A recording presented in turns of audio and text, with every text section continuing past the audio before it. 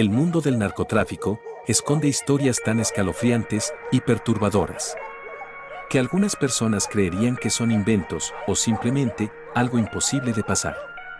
Hoy en Expedientes Narco veremos la historia del Dubi, una persona cuya decisión fue formar parte de los narcos satánicos.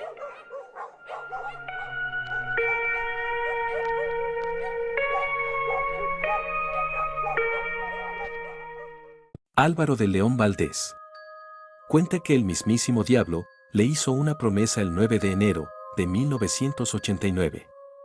Fue cuando le aseguró que, de ese día en adelante, estaría protegido contra balas enemigas. Se volvería invisible a cualquier calibre que le quisiera hacer daño a su cuerpo y podría andar libremente por todo Matamoros.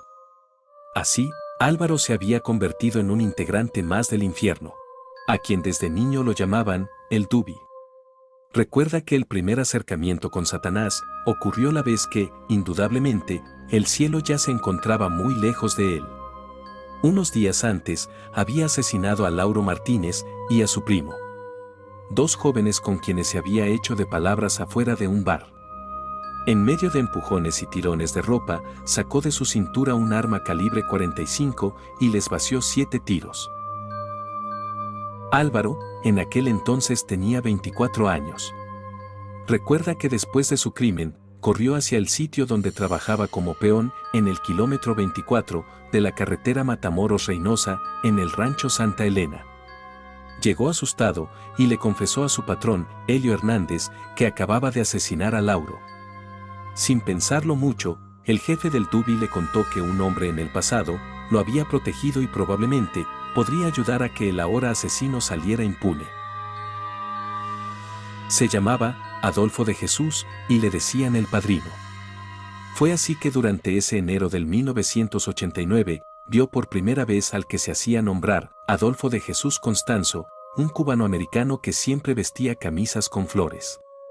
No le costó mucho convencer al Dubi de que, con la protección de Satanás, la policía judicial jamás podría detenerlo. En un lugar propicio, tuvo lugar el rito de iniciación. El padrino acercó una pequeña navaja, con la que hizo un corte finísimo a lo largo de los brazos y la espalda, algo que en el ámbito de la brujería se conoce como el rayado. Y eso fue todo. Ya está arreglado. Puedes andar libremente, le aseguró a Álvaro. En las semanas posteriores, el Dubi empezó a confirmar que de alguna manera el rito del rayado podía resultar efectivo. Recuerda que incluso se animó a regresar a Matamoros y visitó a su familia. Se paseó por toda la frontera sin que ningún policía lo detuviera. Su creencia hacia la magia del padrino se hizo irrestricta e inició una relación que rebasó los límites del simple cliente ocasional. De hecho, Constanzo comenzó a llevarlo a sus rituales. El Dubi presenció cómo el cubano pasó de hacer limpias con gallinas y gatos a sacrificar humanos. Generalmente hombres jóvenes, a quienes antes de asesinarlos, los violaba. Álvaro recuerda que estuvo presente el día en que asesinaron a Mark Kelrock, un estudiante ejemplar de Texas, a quien el padrino secuestró, supuestamente, por capricho del diablo. Su rapto generó un problema diplomático entre Estados Unidos y México. Y esa presión internacional hizo que la policía en México finalmente diera con los perpetradores del culto. Entre los que se encontraba una mexico-estadounidense de ojos verdes, Sara Aldrete. Consciente del destino que le podía esperar en la cárcel, Constanzo prefirió morir antes de ser detenido. El día de la captura, le pidió a el Dubi que lo asesinara. Álvaro, por su parte, ha estado confinado en varias prisiones del país y sus compañeros relatan que hasta el día de hoy, habla en voz alta con su padrino Oxiso, quien lo visita todas las noches en su celda. Por primera vez desde que ocurrieron los hechos descritos, se tuvo acceso a las casi 8.000 páginas de 2 expedientes judiciales que describen cómo operó la sanguinaria secta a finales de la década de los 80. A pesar de la crueldad contenida en las declaraciones de los involucrados, aquí se reproducen para mostrar el modo en que lograron hacerse de tanto poder y tejer relaciones con ciertos personajes famosos. Los testigos de las misas negras y ritos de iniciación relatan sacrificios humanos, actos de canibalismo, torturas que incluyen extraer la columna vertebral de las víctimas para luego hacer collares. Las historias que capturaron la atención de la sociedad mexicana y estadounidense a finales de los años 80. Ahora tienen soporte documental. Probablemente ya murió la única persona que podría contar cómo era Constanzo cuando llegó de Miami, Florida. Lo que sí se puede rescatar por sus declaraciones ante la policía judicial es el modo en que se involucró en la secta. El nombre de esta persona es Omar Francisco Orea, un joven estudiante de la carrera de comunicación en la Facultad de Ciencias Políticas de la UNAM. Omar recuerda que desde los 12 años empezó a sentir inquietud por la astrología y por la brujería. Pero fue hasta los 15 años cuando le leyeron la mano por primera vez. Algo despertó su curiosidad y se involucró cada vez más en el tarot y el vudú. En 1983 tenía 21 años y había empezado la universidad. Le gustaba caminar y divertirse en las calles de la Zona Rosa, en la capitalina Colonia Juárez, epicentro de la comunidad LGBT. Fue en uno de esos paseos que escuchó que había un hombre que leía las cartas excepcionalmente. Supo que vivía en un departamento, en la calle Londres, frente a una pequeña imprenta. Era Adolfo de Jesús Constanzo, quien practicaba la religión del palo mayombe, culto proveniente de África, que se desarrolló en Cuba a raíz de la entrada de esclavos en la isla. En uno de los testimonios de Omar Francisco, se lee: me echó las cartas y desde entonces inició una amistad entre ambos y así me fue iniciando en la religión de la santería. En las prácticas de magia negra y magia blanca, donde se realizaban sacrificios de animales como chivos y gallos. Se les cortaba la cabeza para hacer las misas negras con el fin de causarle daño a alguien. Mis padres me dijeron que no me metiera en esa religión, pero a mí me llamaba la atención. 3 meses después de haberse conocido, Omar ya vivía con Adolfo de Jesús Constanzo, quien se volvió su padrino y amante. Me gustaba su forma de vestir. Adolfo me contó que su madre también era santera y que por eso se mudaban constantemente. Me trataba muy bien y siempre le fui fiel, lo quería mucho. En octubre de 1984, cuando Adolfo regresó de Miami, me hizo el rayado en una suite de la calle Havre. Esos fueron los años dorados de Constanzo. Omar vio cómo su amante dejó de ser Adolfo para convertirse en el padrino. El cubano se hizo buena fama en la Zona Rosa, en donde empezó a captar clientes de alto nivel, como políticos que querían ganar una elección, cantantes que querían colocar un hit en la radio, y actrices que acudían por pócimas de belleza eterna. Como el estilista Alfredo Palacios, a quien le hizo un trabajo de amor, o Irma Serrano, la tigresa. Omar recuerda que con los años, Constanzo le fue ocasionando miedo, pues pasó de hacer trabajos simples de limpias a la extorsión. Además, de alguna forma, el padrino encontró un área que le abría más oportunidades, la frontera norte. Empezó a viajar a Matamoros, Tamaulipas, donde amenazaba a rancheros con que si no adquirían sus servicios, podría hacerles daño. En un viaje, Adolfo llegaba a sacar hasta $30,000 por sus brujerías. Constanzo me dijo que había matado a 3 personas en Matamoros, en la Casa de los Muertos, en un rancho llamado Santa Elena, el cual era propiedad del señor Helio Hernández. Sigue el relato de Omar Francisco.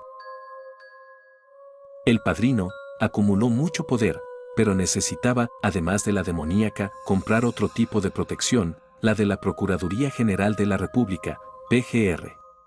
Omar recuerda cómo reclutaron a Salvador García Vidal, un agente ministerial que los protegió, pero también los ayudó a falsificar credenciales de la Agencia Antinarcóticos, la DEA, para así iniciar un nuevo negocio: el del tráfico de drogas hacia Estados Unidos. García Vidal los ayudó a entablar amistad con contactos en Guadalajara, Jalisco, para traficar cocaína y marihuana. Fue ahí que se ganaron el apodo de los narcosatánicos. Aunque, según Omar, él no fue el único gran amor de Constanzo, hubo otras personas más. Entre ellas, la joven mexicoamericana llamada Sara Aldrete.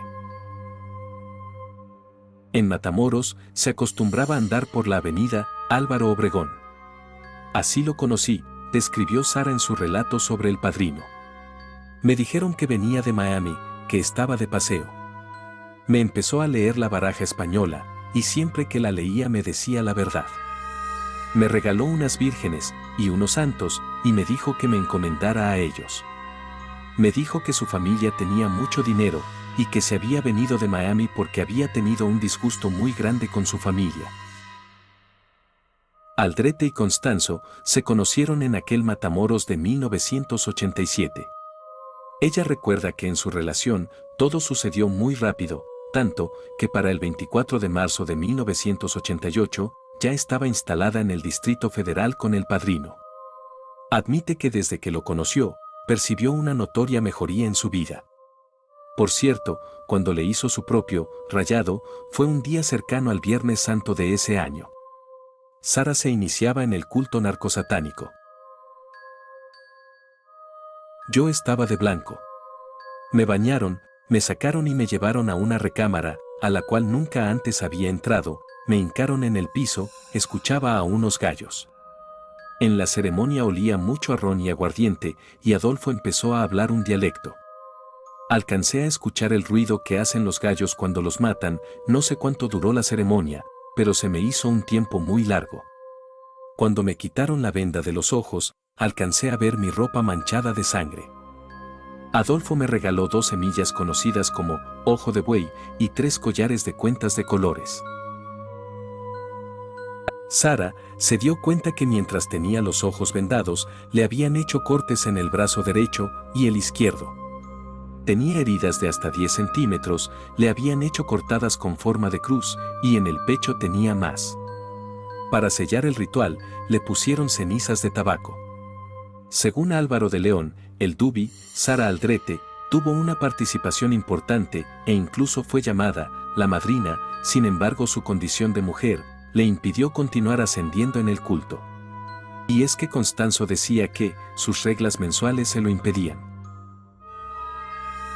A Mark Kelrock lo secuestraron el 14 de marzo de 1989, cuando había cruzado de Texas a Matamoros para divertirse en sus vacaciones de los Spring Breakers. Según el Dubi, lo subieron a la camioneta, lo esposaron y se lo llevaron a la casa de los muertos, en el rancho Santa Elena. Al Padrino se le había metido en la cabeza que necesitaba los restos de un estudiante estadounidense para sus ritos. Lo empezaron a torturar en sus 5 sentidos, cortando primeramente una oreja con un cuchillo, lo cual realizó Adolfo, y enseguida con el cuchillo estuvo picándole las piernas, atravesándolas varias veces para que se desangrara. Salían un rato y volvían a ver cómo el muchacho se desangraba y gritaba de dolor. Después, Adolfo le cortó un dedo del pie, el chiquito. Tomó un machete y lo golpeó 2 veces en la cabeza. Enseguida, describió Álvaro de León, el cubano abrió la espalda del joven para quitarle la columna vertebral. Con ella haría un collar. Me dio miedo y me salí de la ceremonia, dijo de León. Pero antes de asesinarlo, Constanzo violó a Mark como parte del terrible ritual. El Dubi cuenta que participó en 3 misas negras con sacrificios humanos, todas en Matamoros.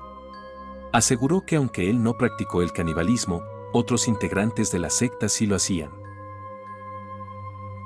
De hecho, uno de los objetivos del sacrificio era beber los restos humanos, para obtener protección. También describió que Adolfo aprovechó el ritual para sacrificar a algunos narcomenudistas que le debían dinero de la venta de drogas. Todos en una casita en el rancho Santa Elena. Ahí, 13 personas quedaron sepultadas bajo la tierra del árido lugar. La muerte de Mark Kelrock implicó un problema internacional para los satánicos. Terminaron huyendo de un lugar a otro, de Morelos al Estado de México y luego a la capital del país. Su destino final fue el 5º piso del número 19 en la calle Río Sena, en la colonia Cuauhtémoc.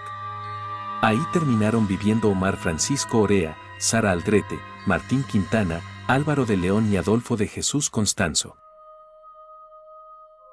El Dubi recuerda que incluso se había teñido el pelo de rubio en un intento por pasar desapercibido. El 5 de mayo de 1989, a las 2 de la tarde, un sábado, estaba recostado cuando escuchó un «valió madre» por parte de Constanzo. Luego, las sirenas, los gritos.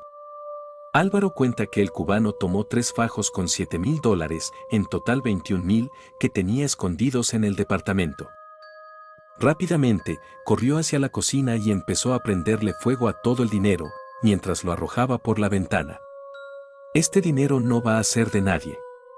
De nadie», decía enardecido.